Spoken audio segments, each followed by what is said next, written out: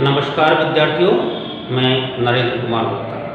देखिए, हमने प्रश्नावली 2 को समाप्त कर लिया और अब हम प्रश्नावली 3 की शुरुआत करेंगे। प्रश्नावली 3 हमारी बहुत ही सीधी प्रश्नावली है और इस प्रश्नावली में से एक सवाल ग्राफ का जो 6 नंबर का होता है ये हमारा आता है। अभी पिछले वर्ष जब पाठ्यक्रम को सीमित किया गया था तो उसमें भी ग्राफ का एक सवाल आना था।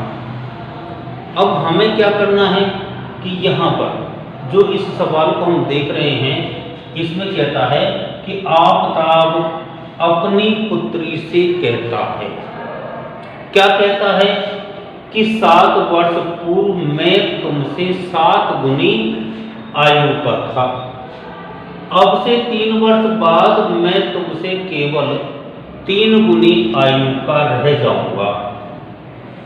इस स्थिति को बीजगणितीय एवं ग्राफीय रूप में व्यक्त करो। अब सबसे पहले तो हम इस बात को समझें कि ये बीजगणितीय रूप क्या होता है और ग्राफीय रूप क्या होता है।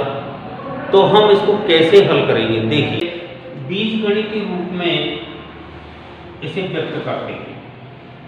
इसके लिए हमको क्या करना है, बीजगणितीय रूप में हम x और y का जो समीकरण है इससे बस समीकरण रूप में व्यक्त करना ही बीजगणितीय रूप कहलाता है। तो देखो हम इसको हल करेंगे। माना क्योंकि हमारे पास में आफताब की और पुत्री की दोनों की आयु नहीं है, तो माना आफताब की वर्तमान आयु कितनी है? आफताब की वर्तमान आयु x वर्ष तथा पुत्री की वर्तमान आयु कितनी है? y वर्ष है। आफताब की वर्तमान आयु x वर्ष और पुत्री की वर्तमान आयु y वर्ष है। तो अब यहां पर 2 प्रतिबंध हमारे पास लगे हुए हैं। प्रथम प्रतिबंध से, क्योंकि 2 समीकरण हमारे पास में बनेंगे, तो इसमें हम देख रहे हैं पहली बार क्या कहता है ये कि 7 वर्ष पूर्व, 7 वर्ष पहले मैं तुमसे 7 गुनी आयु का था। तो आफताब और ये इधर पुत्री, तो 7 वर्ष पहले की बात है। इसका मतलब है कि x में से भी 7 घटाना है और y में से भी 7 घटाना है। दोनों में अगर हम इस बात को देखते हैं कि x - 7 और y - 7, तो दोनों 7 वर्ष पहले की स्थिति आ गई।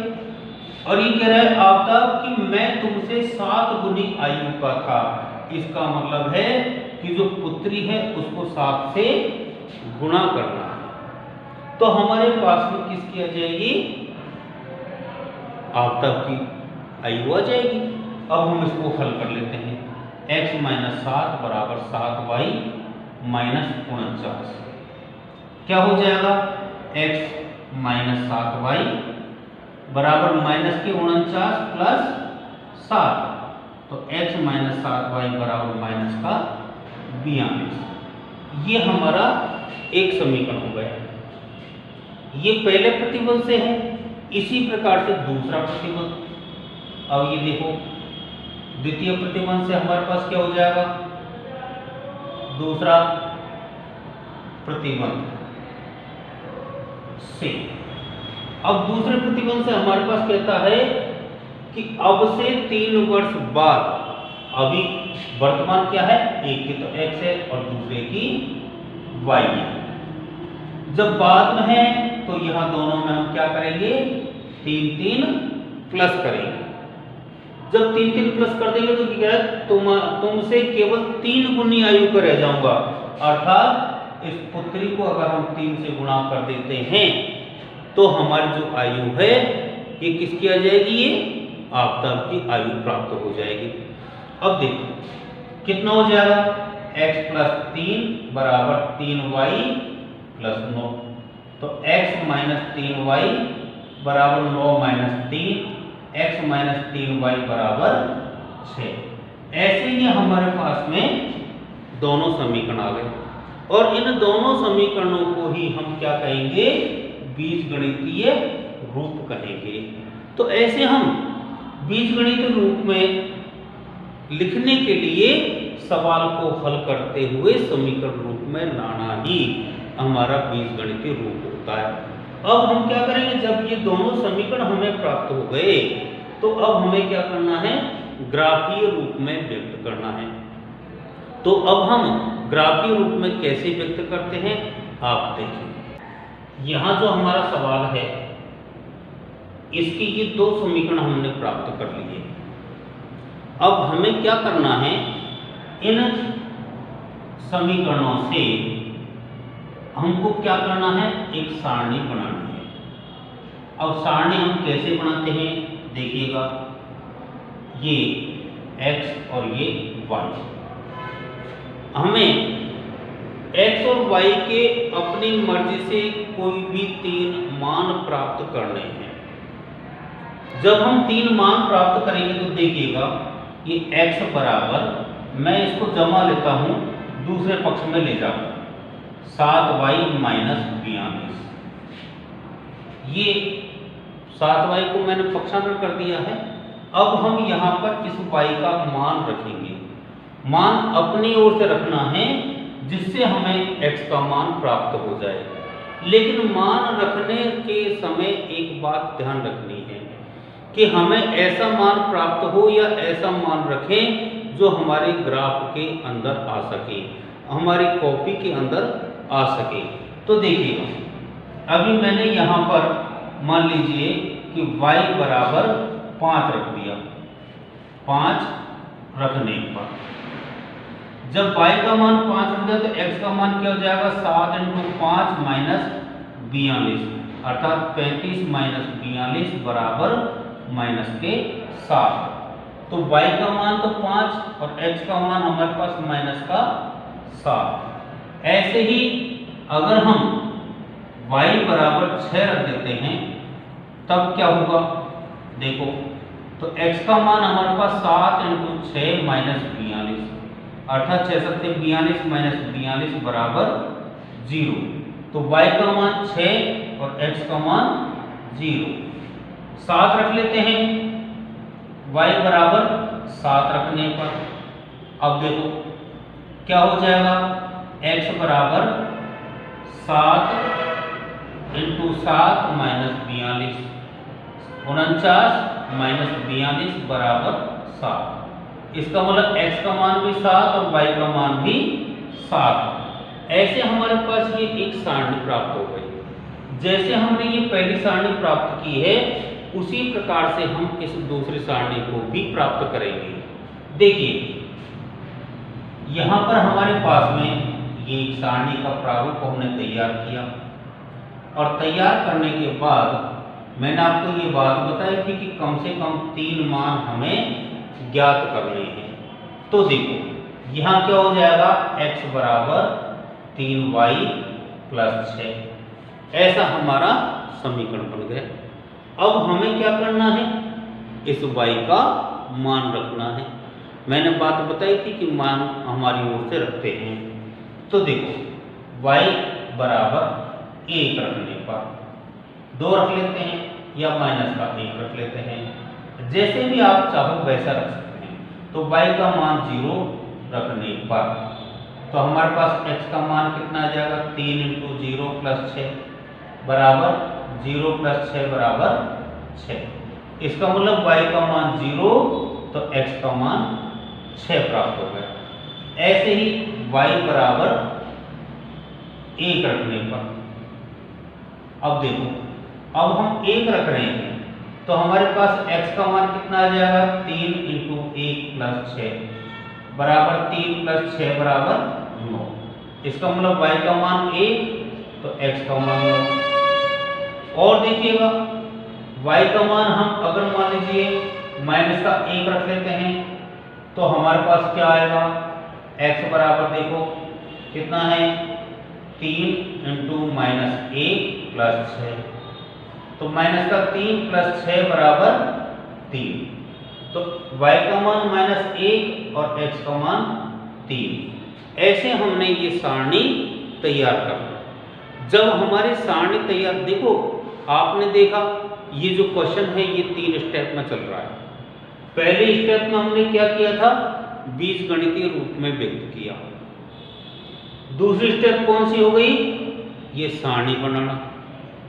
अब तीसरी स्टेप में क्या करना है हमको, इसको ग्राफीय विधि या रेखा गणितीय विधि, ग्राफीय विधि को ही हम रेखा गणितीय विधि कहते हैं और उसे ही हम ज्यामितीय रूपांतरण भी कहते हैं। तो ज्यामिति का मतलब रेखाओं से चलता है, उसमें भी रेखाएं होती है, तो ऐसे हम इसको 3 नामों से जानेंगे और 3 स्टेप में हमारा सवाल चलेगा। पहला हमको बीजगणितीय रूप में व्यक्त करना, समीकरण रूप में व्यक्त करना, दूसरा सारणी तैयार करना और तीसरा हमको ग्राफ बनाना। तो ऐसे हमारे पास भी ये सवाल होंगे। तो देखिएगा आपने सारणी तैयार हो गई हमारी, अब हमें क्या करना है, ग्राफ बनाना है। तो ग्राफ बना लेते हैं। ये हमारा एक ग्राफ पेपर है। जो ग्राफ पेपर होता है वो हमारा इसी प्रकार से आता है। अब हमें क्या करना है, इस जो सारणी है इसमें ध्यान रखना है कि सबसे बड़ी प्लस में और माइनस में कौन सी है। तो हम देख रहे हैं कि प्लस की तो x में 9 है और माइनस में 7 है। तो यहाँ हमारे पास में इसी प्रकार से हमको ध्यान रखना है कि हमारे ग्राफ पेपर में ये चीज़ आएगी या नहीं आएगी, तो हम इस बात को ध्यान रखेंगे। ऐसे ही y में 6, 7 है और माइनस में ये, तो इसका मतलब है हमको x की जो संख्याएं हैं वो इस प्रकार से लेनी है कि ये पूरा मान आ जाए। तो देखिएगा ये हमारी अक्ष जो हो जाएंगे x अक्ष और y अक्ष, हमें दोनों सबसे पहले लाइन से डालना है। तो यहाँ हमने देखा ये x हो गया और ये x डैश, ये y और ये y डैश, और यहाँ पर O जो 0 का भी काम करता है। अब हम देखते हैं कि यहाँ पर पैमाना जो होता है वो हम लेते हैं पैमाना। पैमाना मानने के लिए हम देखते हैं कि ये 1 2 3 4 5 6 7 8 9 आ जाएगी। इधर कितनी है, 1 2 3 4 5 6 7 आ जाएगा हमारा। तो यहाँ हो गया कि x अक्ष तथा y अक्ष पर एक बड़ा खाना। देखिएगा दोनों हमारे पास में समान ले रहे हैं हम, इसलिए हमने अगर अलग अलग हम पैमाना लेते तो x अक्ष का अलग और y अक्ष का हम अलग अलग लिख देते, परंतु दोनों का हमने समान लिया है, इसलिए x अक्ष तथा y अक्ष पर एक बड़ा खाना बराबर 1 इकाई। ये हमारा पैमाना हो गया। तो अब हम लिखते हैं, देखिएगा 1 2 3 4 5 6 7 8 9 10, ऐसे हमने इसको जमा दिया। इधर माइनस का 1 minus 2 minus 3 minus 4 minus 5 minus 6 और माइनस 7। यहाँ 1 2 3 4 5 6 7 8, इधर माइनस का 1 माइनस 2 माइनस 3 माइनस 4 माइनस 5, ऐसे हमने इसको दर्शा दिया। अब आप एक बात ध्यान रखें, मैंने ये जितने भी अंक लिखे हैं ये सब लाइन के ऊपर लिखे हैं। आप देख सकते हैं मैंने सारे अंकों को लाइन पर लिखा है। लाइन पर लिखने से हमारी एक चीज़ की समस्या नहीं आती। क्या है कि अगर हम इसको बीच में लिख देंगे तो कई बार हम पहचान नहीं पाते कि हमारे पास 2 वाली लाइन ये होगी या ये होगी। इसलिए हम क्या है कि लाइन पर लिखेंगे तो हम तुरंत पहचान जाएंगे कि 2 की लाइन हमारे पास ये होगी, तो हमें इससे ये फायदा मिलता है। अब देखो जो पहला समीकरण है इससे हम करते हैं तो माइनस का 7 और 5, तो माइनस का 7 यहाँ है और y पे 5 यहाँ है, तो हमने यहाँ पर ये बिंदु लगा दिया और यहाँ लिख दिया -7 और 5। फिर दूसरा है 0 और 6, तो x का 0 यहाँ है और इसका y का 6 यहाँ, तो यहाँ भी हम लिख देंगे 0 और 6। फिर इसमें 7 तो x का 7 और y का भी 7, ये हो गया, दोनों 7 हो गए। अब हमें क्या करना है, एक लंबी लाइन स्केल के माध्यम से हम इसको खींचेंगे। ये मिला दिया मैंने, यूँ मान लीजिएगा, हो सकता है सही तरीके से नहीं मिल पाया, लेकिन आपको ये बात माननी है कि हम स्केल से इसको तीनों बिंदुओं को मिलाएंगे।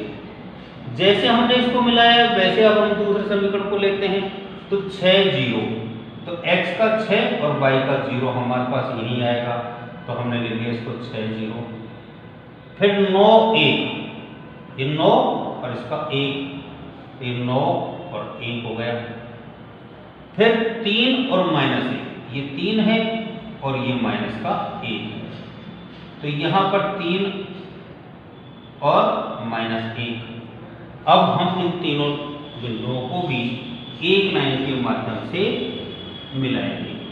अब आप देखिएगा ये जो पैमाना है ये थोड़ा सा हमारा ग्राफ इस प्रकार का है कि अगर हम इन लाइनों को और आगे तक बढ़ाएंगे तो हमारा कहीं न कहीं ये दोनों लाइनें क्रॉस होगी। इस प्रकार से हम इसको आसानी से पूरा हल कर पाएंगे और हमारा उत्तर भी प्राप्त हो जाएगा। जिस जगह ये दोनों लाइनें क्रॉस होगी बस वो बिंदु हमारा उत्तर होगा। इस प्रकार से हम इस ग्राफ को पूरा करते हैं। तो देखिए आपने ये एक सवाल इस वीडियो के माध्यम से समझने की कोशिश की। बहुत बहुत आप लोगों को धन्यवाद। अगली वीडियो में अपनी फिर मुलाकात होगी, तब तक के लिए